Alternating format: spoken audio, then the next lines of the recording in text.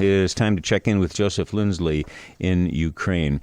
Joe, I was looking at something you posted yesterday about the Hamas apparent propaganda technique right now, where they're obviously trying their best to stoke hatred against Israel by showing all sorts of very, very tough videos, and it's really heartbreaking to see what's happening to some of the people in Palestine, in Gaza, for sure. But as you pointed out, Russia tried a similar technique with Ukraine using propaganda, but people saw through that.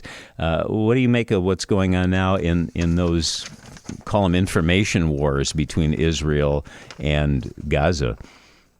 Well, Bob, good afternoon from Kharkiv. And while, yes, many people saw through the Russian propaganda about Ukraine, but not everyone.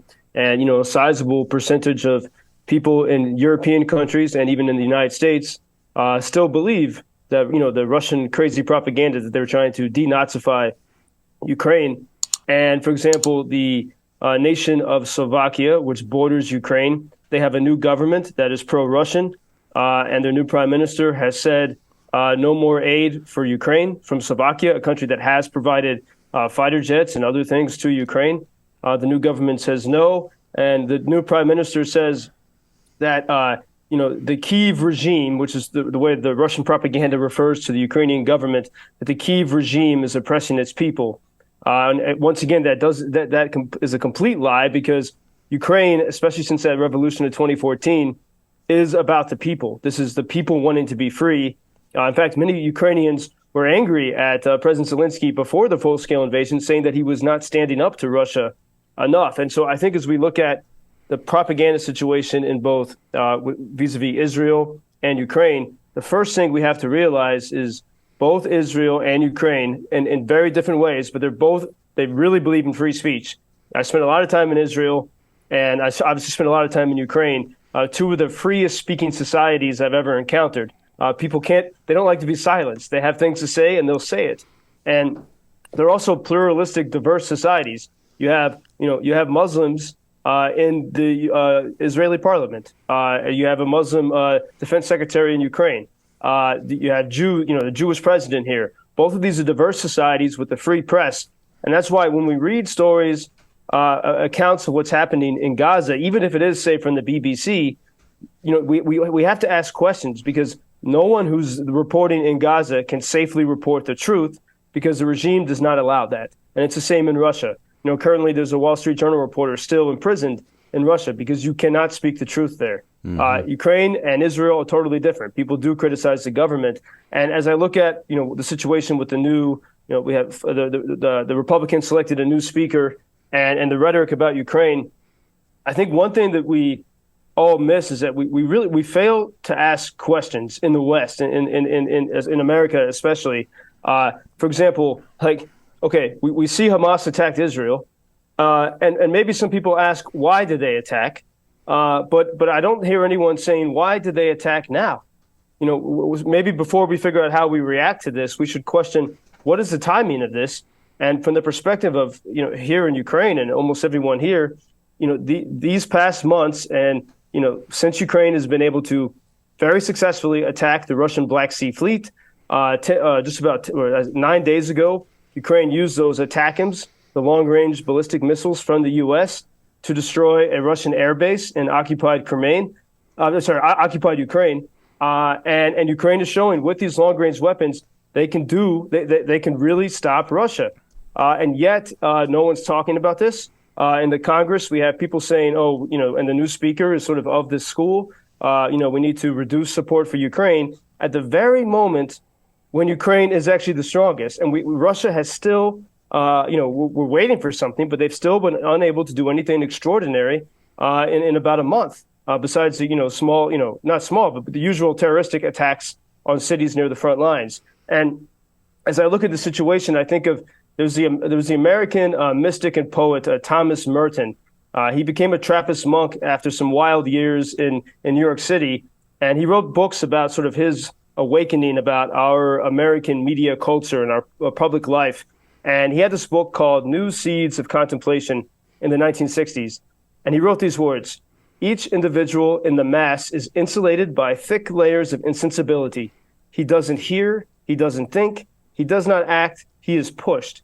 He does not talk, he produces conventional sounds when stimulated by the appropriate noises. He does not think, he secretes clichés. And when I look at so much of the response to all the events happening in the world from so-called leaders in the West, I think these words describe them very well. They simply react, and they want to get a tweet out really fast, and they're slaves of the algorithms and of the mobs on Twitter, but they don't step back and say, why is Hamas attacking now, and who's benefiting?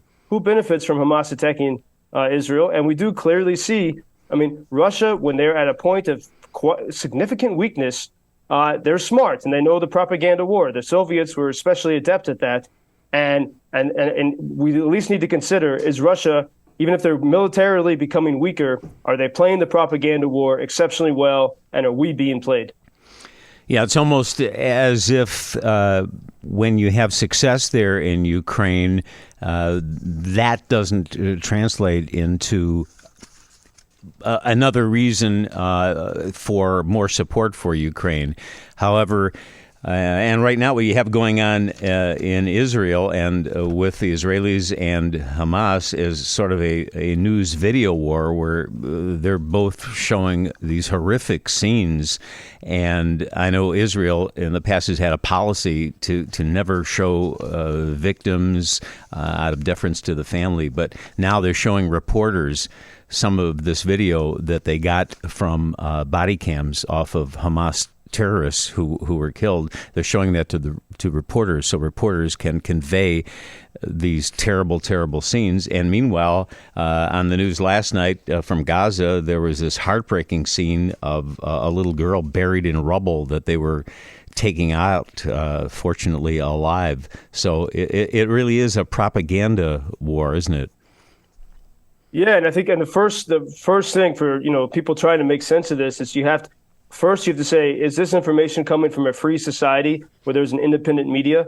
Because then you can trust it at a higher level. You don't have to trust it all, but you can at least trust it at a higher level. But if it's coming from a society where there is no freedom, it's very difficult to trust that information. And so the burden really needs to be on Hamas, which has oppressed its people for as long as they've been in charge, since 2007. And so while we look at these videos, and there have been some, and Ukrainians are paying attention to this because they've been victims of that Russian propaganda. And Russians are always putting out this type of propaganda. They had there was a Russian on Russian TV yesterday. They had a woman they claimed this was Ukrainian media, and she was speaking that we need to have peace and no more war. And then she was cut off. Well, that broadcast came from Tajikistan. It was nothing to do with Ukraine. But in a society where there's no free speech, you can fool people very easily, and they think they can fool the West. So I think we have to be very skeptical and analyze.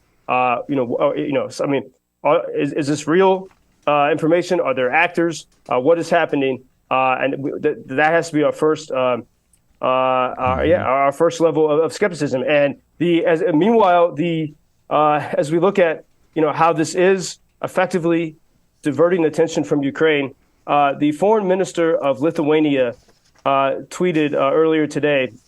He said the European Union promised Ukraine 1 million artillery rounds. So far, we have only delivered 300,000.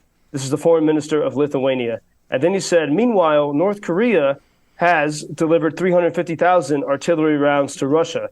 We surely have the resources to outperform North Korea. We should stop being frozen in the headlines while brave Ukrainians die. And when we consider that, first, again, we can never trust numbers regarding Russia and North Korea. So I don't know if it actually was that amount that North Korea delivered. But he's making the point that, the West can do more. And, even Ukraine has shown what they can do with these long-range weapons. But it's in Russia's interest to step back and let the world start to ignore this while Ukraine continues to bleed out. And one sort of very poignant example, there's one city in Ukraine with one block where there are 2 Italian cafes.